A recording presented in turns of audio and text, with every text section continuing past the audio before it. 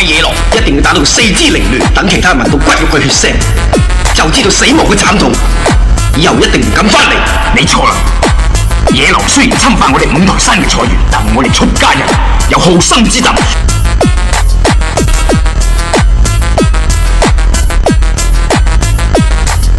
我哋唔會殺生，只係打傷狼嘅牙。你咁仲係唔啱，你哋只係打傷狼嘅牙，唔會殺死佢哋。啲狼恢復元氣之後就會聯群結隊嚟侵犯你哋五台山。